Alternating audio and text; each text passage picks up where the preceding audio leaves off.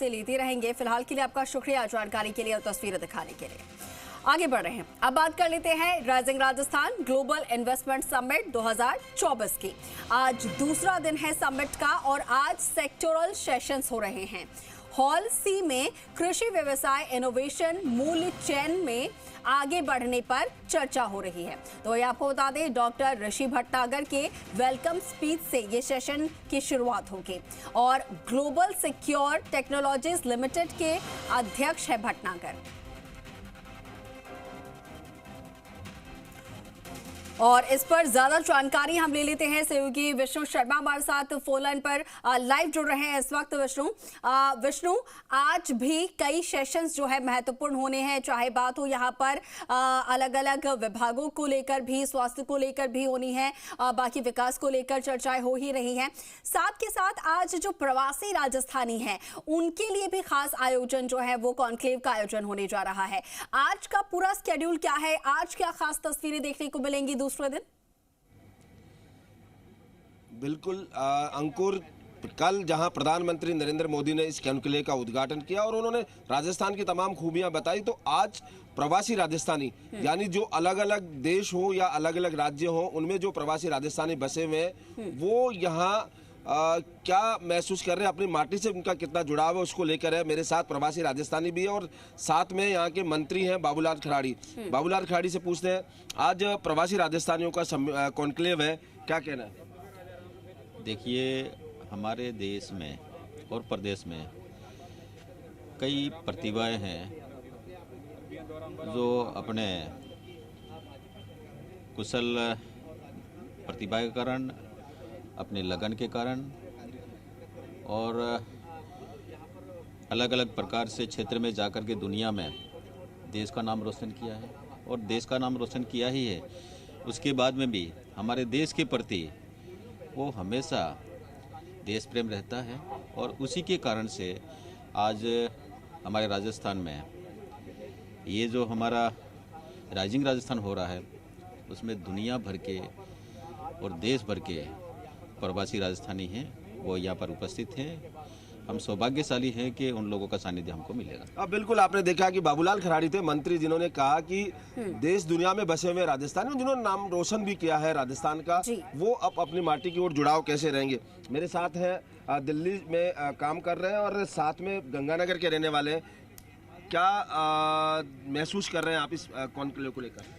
बहुत ही अच्छा लगा है, बहुत ही गौरवशाली है, ना केवल हमारे लिए, ये देश के लिए भी बहुत अच्छा संदेश देने वाले हैं कि प्रवासी राजस्थानी, जैसे मैं दिल्ली से हूं तो वहां पे सारे जैसे अलग अलग स्टेट के लोग आते हैं, तो उनके लिए एक अच्छा संदेश जाएगा कि आप अपनी संस्कृति को जीवित रखिए और जो स्टेट है मूलतः जहां से वो बिलोंग करते हैं वो एक संदेश देने का प्रयास कर रहे हैं कि आप जहां पे भी जाएंगे कि हम आपको छोड़ने वाले नहीं, हम आपको संस्कृति से जोड़ के रखेंगे, पकड़ के रखेंगे। और आई थिंक यही नया भारत है जो अपनी संस्कृति और संस्कारों को छूटने नहीं दे रहा युवा पीढ़ी के साथ में। और इसी भाव के साथ हम दिल्ली में लगभग 7 सालों से कार्य भी कर रहे हैं और हमारा बहुत ही एक बड़ा ऑर्गेनाइजेशन है राजस्थानी मित्र मंडल, और उसका मैं संयोजक सदस्य भी हूँ।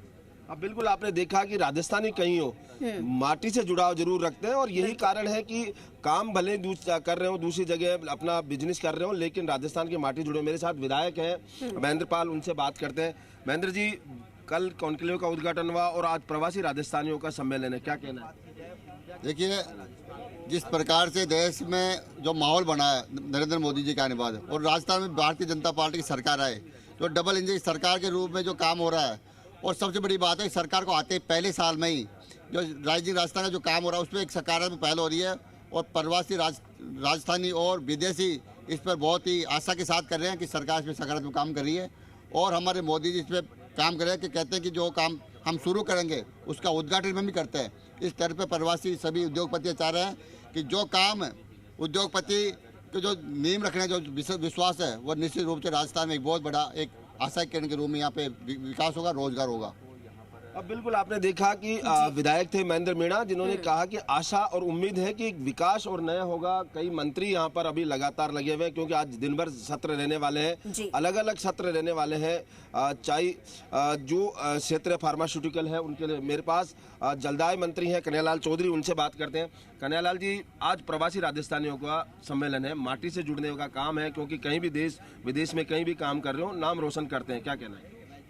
एक समय था कि राजस्थान के अंदर पानी और बिजली की कमी की वजह से, यहाँ इंफ्रास्ट्रक्चर नहीं होने की वजह से हमारे राजस्थानियों में जो काम करने की क्षमता थी, जो अपनी मेहनत से अपना मुकाम हासिल करने की क्षमता थी, वो यहाँ कर नहीं पाए। बाहर गए, बाहर कई चीज़ें उनको सुविधा मिलती थी। आज हमारे यशस्वी मुख्यमंत्री जी ने पिछले 10 महीनों के अंदर एक ऐसा प्लेटफॉर्म खड़ा किया है, यहाँ हम बिजली के लेकर 2.25 लाख करोड़ रुपये का MOU पहले कर चुके हैं। 32,000 मेगावाट बिजली की इंडस्ट्री के लिए मेन इंपॉर्टेंट होती है ऊर्जा, वो हम यहाँ उनको पूर्ति करने जा रहे हैं। जमीनों लैंड हमारे पास खूब है, क्योंकि राजस्थान देश का सबसे बड़ा क्षेत्रफल के साथ राज्य है, यहाँ जमीन की कोई कमी नहीं है। उसके लिए भी हम जमीन बहुत कम रेट पे, बहुत रियायती दर पे हम उनको ऑफर किया है। और सबसे बड़ी चीज़ है पानी, जो राजस्थान पानी की वजह से लोग डरते थे, जिस तरह से यशस्वी प्रधानमंत्री मोदी जी ने और हमारे यशस्वी मुख्यमंत्री भजन लाल जी ने ERCP, यमुना, माई, जो पानी के लिए आने वाला जो एक बहुत बड़ा वरदान साबित हो रहा है। इसके बाद में राजस्थान में न तो पानी की कमी नहीं रहेगी, क्योंकि इंडस्ट्री में पानी भी बहुत इंपॉर्टेंट पार्ट है,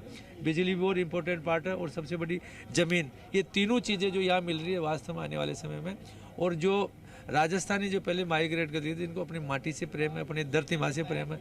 सबकी जब लगा सब एक साथ मिले, देश के प्रधानमंत्री मोदी जी ने भी उनको सराहा कि जो जज्बा जो दूसरे नहीं कर सकते, जो राजस्थान नहीं कर सकते, तो डेफिनेटली यहाँ पे इन्वेस्ट करेंगे। उनके लिए आज हम स्वागत के साथ खड़े हुए हैं। अब बिल्कुल कन्हैयालाल चौधरी थे, जिन्होंने कहा कि स्वागत के साथ खड़े होंगे, जज्बा है। मेरे साथ कुछ और डेलीगेट्स हैं, उनसे बात करते हैं।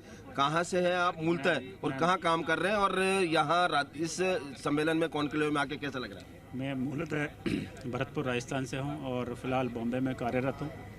इस सरकार का बहुत ही प्रशंसनीय कदम है और बहुत अच्छा इन्वेस्टमेंट लेके आ रहे हैं, और काफ़ी फॉरेन डेलीगेट्स, फॉरेन कंपनियां आ रही हैं, इन्वेस्टमेंट कर रही हैं। निश्चित रूप से प्रदेश को बहुत अच्छा रोज़गार मिलने की संभावना है।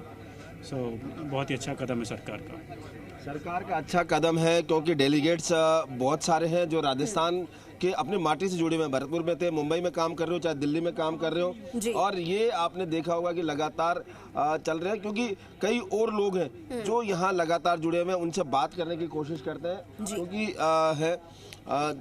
अब कुछ लोग और हैं जिनसे काम करने की कोशिश करते हैं, क्योंकि जो लोग हैं वो कहीं ना कहीं अपनी माटी से जुड़े हुए हैं। आप लोग प्रवासी कॉन्क्लेव होने वाला है राजस्थान का, और जो मिट्टी से जुड़े हुए लोग हैं जो दूर दराज दूसरे राज्यों में, दूसरे देशों में काम कर रहे हैं, वो अपनी माटी से जुड़े, इसके लिए प्रयास किए जा रहे हैं। डेफिनेटली एक बहुत सुंदर प्रयास है अपनी राजस्थान सरकार की तरफ से, और इन प्रयासों से न सिर्फ यहाँ के उद्योगों को बढ़ावा मिलेगा, बल्कि जो कॉन्सेप्ट आप दे रहे थे कि जो प्रवासी भारतीय हैं उनको भारत में आकर पुनः अपनी जो मातृभूमि है उसके विकास के लिए करने का एक अवसर जो मिल रहा है, ऐसे अवसर बार बार मिलते रहने चाहिए। प्रदेश का विकास होता है, देश का विकास होता है, और लोगों को उत्तरदायित्व जो देश के प्रति है वो पूरा करने में सहयोग या अवसर मिलता है। अब बिल्कुल आपने देखा कि अवसर मिलते हैं, और यही अवसर राज्य सरकार उपलब्ध करवा रही है।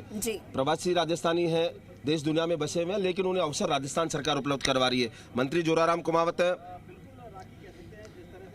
निश्चित रूप से विष्णु जी, हमारे लोकप्रिय मुख्यमंत्री माननीय भजनलाल जी, जो देश के लोकप्रिय प्रधानमंत्री नरेंद्र मोदी जी के विजन को पूरा करने के लिए, उनके संकल्पों को पूरा करने के लिए माननीय प्रधानमंत्री चाहते हैं कि हमारा देश विकसित राष्ट्र बने। 2047 100 साल जो आज़ादी के पूरे हो तब तक हमारा देश विकसित राष्ट्र बने, आत्मनिर्भर राष्ट्र बने, समृद्ध राष्ट्र बने और पुनः विश्व गुरु बने। इस दिशा में मोदी जी ने 10 साल का जो अपना कार्यकाल में इस दिशा में काम कर रहे हैं, और इसी संकल्प को पूरा करने के लिए माननीय भजनलाल जी ने ये राजस्थान में भी राइजिंग राजस्थान का जो कार्यक्रम रखा है, इस दिशा में माननीय मुख्यमंत्री जी कई देशों की यात्रा करके आए।